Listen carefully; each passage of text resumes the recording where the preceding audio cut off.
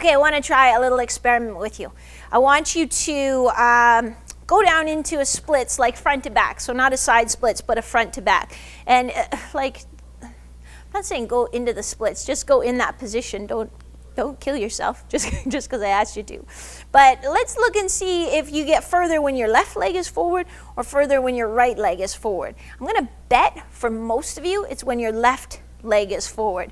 And I'm going to explain why I think that in just a second. This is Maria from hockeytrainingpro.com, where my mission is to help 10,000 players win more games with fewer injuries, even if you don't have the genetic gifts or the natural abilities of your competitors. Okay, so the reason I can say that, and the reason why most of you kind of found it was probably a similar thing, is based on this concept that I learned at the Postural Restoration Institute course from a few weeks ago. It was awesome. It was 18 hours of just looking at imbalances, you know, sort of the hips and the pelvis. But basically the take home from it was that if you pay attention to how people stand, and so pay attention to yourself and watch other people, a lot of us get anchored over this leg, over our right leg. And there are several reasons why. You know, part of it is that we have our liver that sits on the right side. It's actually pretty heavy, so we kind of post it up here. Our heart sits a little bit to the left, so we tend to have a little side bend this way.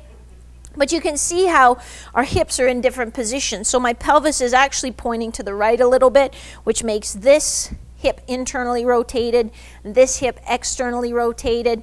This hip is in extension and adduction. This hip is in flexion and abduction. So there are two different things going on. And we take a set from this habitual pattern.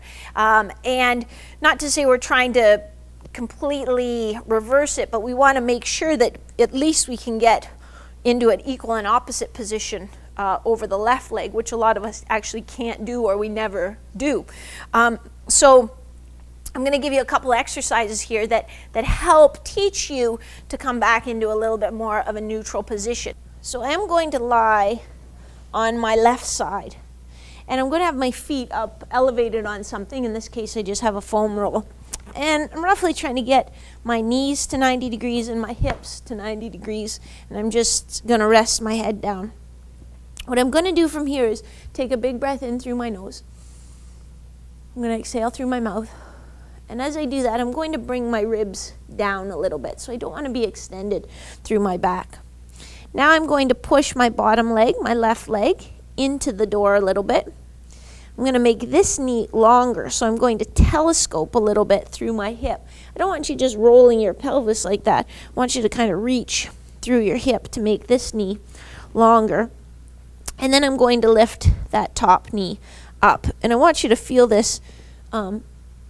The instructor described it really well. You know, I have a seam down the side of my shorts, and she said you should feel it behind the seam of your shorts, not in front. If you feel it in front, try monkeying around with the position a little bit, or make sure you're still telescoping that leg. So I'm pushing here, I'm telescoping here, and I'm lifting. And then I'm going to take 4 breaths, and big breaths, in through my nose and out through my mouth. And as I take those breaths, I want to expand my ribs outward.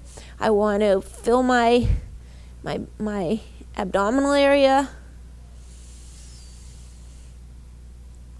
And I hold that for 4 breaths. Then I can come down, I can rest, I can reposition, and I'm going to repeat that 4 times. But remember, you only do it lying on the left side, working your right leg. And I want you to feel it back here, behind the seam of your shorts, toward your rear end. So for this one, I'm in my 90 position.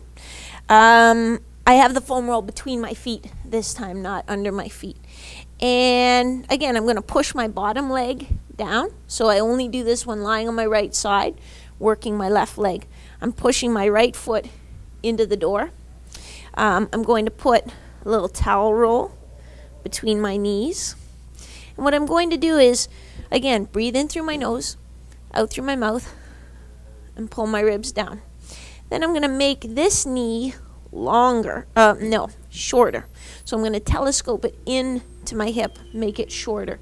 Again, I don't want you just rolling backwards in your hip. I want you to just kind of suck that hip joint together. And then when I breathe in through my nose, I'm going to draw in more with my thigh. As I breathe out through my mouth, I'm going to push my knee down into the towel. So I should feel this two places.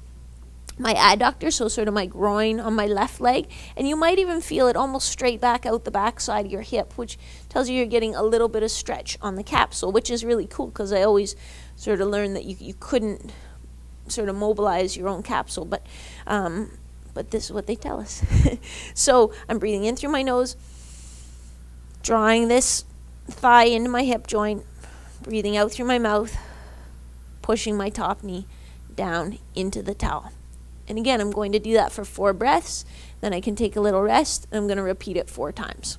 So there are a few ways that you can work on counteracting some of these natural imbalances that really can change the wear and tear on your joints. I think it's particularly important for goalies who have to really use a lot of mobility around their hips, but I think equally important for a skater. You know, imagine if your pelvis is pointing to the right and your right hand shot, you know, you really don't have that much more room to move this way without really jamming up in your hips, and then that force is going to come from somewhere else, probably your lower back.